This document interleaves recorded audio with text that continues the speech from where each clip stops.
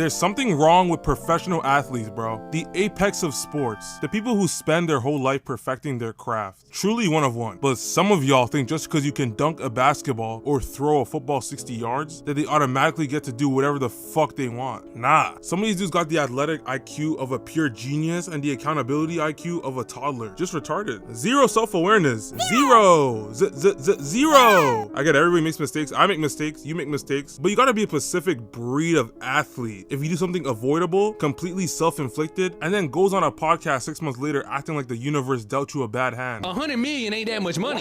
Nah, bro, because what they don't tell you is that once you get that 100 million, you got to go buy a Rolls Royce, right? And then you got to go get you a couple chains, right? And then you got to go knock up a couple IG baddies. So now you stacking up them monthly child support payments type shit. And you had to do it, right? You had to do it. But then, next thing you know, Uncle Sam take his cut, the agent take his cut, and before you know it, you ain't got no bread left. And you ain't no better than the dude that's working minimum wage type shit, putting fries in the bag. Let's start with the money, bro, because this is the thing that makes me want to reach through the screen and smite these niggas. You'll see these interviews, right? Guy sits down, gets real reflective, real emotional, talking about, how he made $20 million in his entire career and somehow ended up with nothing. And I'm always ready to hear the story, to be honest. I'm ready to be sympathetic, because I get it, like, life happens. Bad investments, maybe he got rug pulled like a fucking idiot. Family stuff happens. Maybe his family friend took 50K minimum from him. You never know. But then they start actually breaking down where the money went, and it's like, nigga.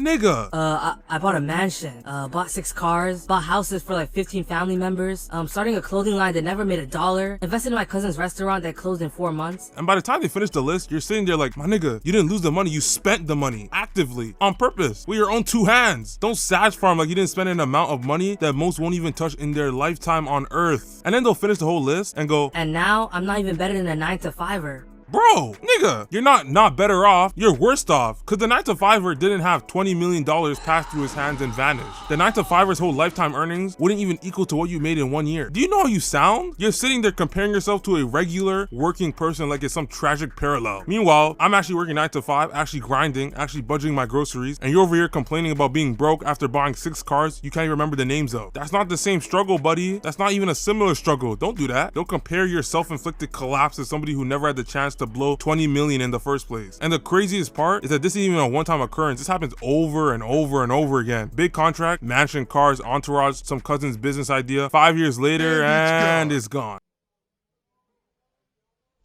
What? It's gone. It's all gone. All gone. Somehow it's the industry's fault. It's bad advisors. It's I trusted the wrong people. They act like it's a mandatory requirement for every athlete to buy a mansion with 12 cars first. Sometimes that's real, sometimes people genuinely do get scammed. But half of these stories, when you actually listen close, it's just straight up spending. Like straight up buying stuff because you can. Acting like hiring a financial advisor would have saved you. If you already have the balls to drop millions on 6 cars, you're already past the point of no return. You don't need a financial advisor to tell you that 6 cars is too many cars. Common sense does that job for the free ski. And the helping the family part is also retarded, because on the surface that sounds noble. That sounds like a good guy doing right by the people who raised him. But when you actually break down what helping the family turns into, in a lot of these stories, it's not just paying off a mom's mortgage or covering a sibling's tuition. Those are reasonable stuff, good stuff. These guys don't have brains. It's buying 15 different houses for 15 different cousins. It's putting distant relatives on a payroll for a job that doesn't even exist. It's funding uncle's business ideas that were never gonna work in the first place, because surprisingly nobody wanted to purchase edible bad dragons. No business experience, just a relationship to a guy with a check. And saying no to family is genuinely hard. I understand. I'm not pretending it's easy. But at some point, nigga, I couldn't say no becomes its own kind of excuse too. Cause saying yes to everybody is still a choice. So when Uncle Sam opens a strip club under your name, this was your choice as well. Then you get the interviews years later where the guy's reflecting on it all with this tone like it just happened to him 2 days ago. Like the money evaporated on its own instead of being spent one purchase at a time. I always explain to people, like, bro, you give somebody a 5-year, $100 million contract, right? What is it really? It's 5 years for 60. You're getting taxed. That's 12 a year, that you have to spend, use, save, invest, flaunt, like whatever, however, just being real. I'm gonna buy a car, I'm gonna give my mama a house, I'm gonna do, everything costs money. If you're spending $4 million a year, that's really $40 million over 5 years, 8 a year. That's a 5-year span of where you're getting $8 million. Can you make that last forever? Nobody wakes up broke after making $20 million.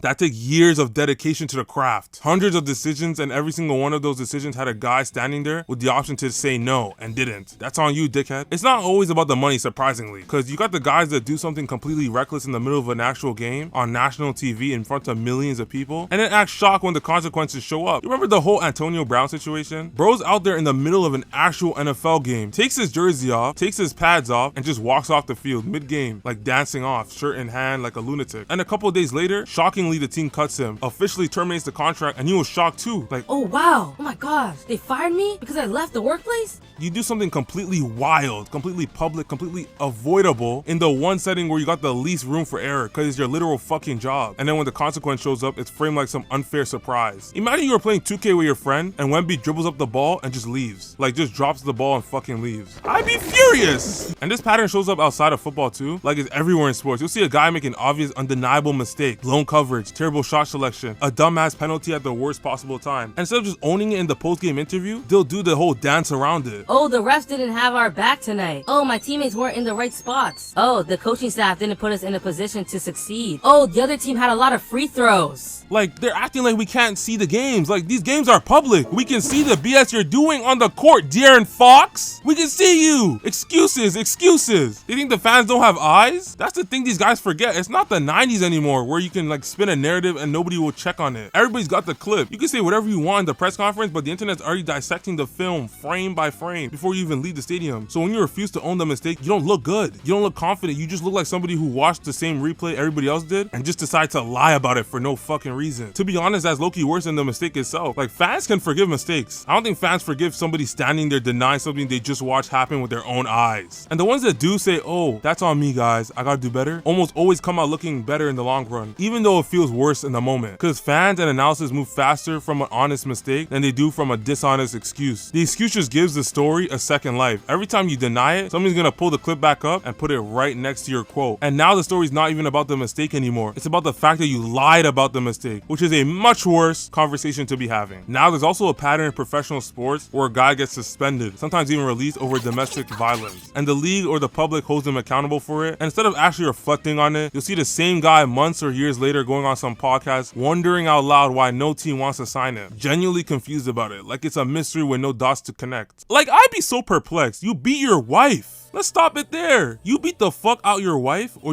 someone and you're confused why you got released? Shockingly, organizations don't want that risk attached to their brand. You cannot seriously think the league is unfair because they don't want a wife beater in their organization. Now with the contract complainers, I get it, I do. Everybody's trying to maximize what they can get. That's just how the league works. That's fair, but there's a difference between a business negotiation happening behind closed doors and going on Twitter or on a podcast complaining publicly about being disrespected by an offer that's still more money than entire neighborhoods make combined. Meanwhile, there's niggas over here that can't eat. Simply, they cannot eat, slaving away at a normal job. And I'm watching a guy complain about a contract with more zeros in it than I'll see in my entire life. No. I want 200 mil, not 190. They playing with me. Are you serious, my nigga? Also, this applies to the people who take fake pay cuts like there's some kind of saint. Like, no offense, bro. Like, Austin Reeves, you a solid dude, but like $5 million pay cut out of 185, $5 million, you're insane, bro. You should just cut the money at that point. Anyway, that's all I gotta say. Road to 2K subs starts now. I also thank y'all for 1K subs. Unless I don't have them right now, it's a devastating or gamble loss. Subscribe.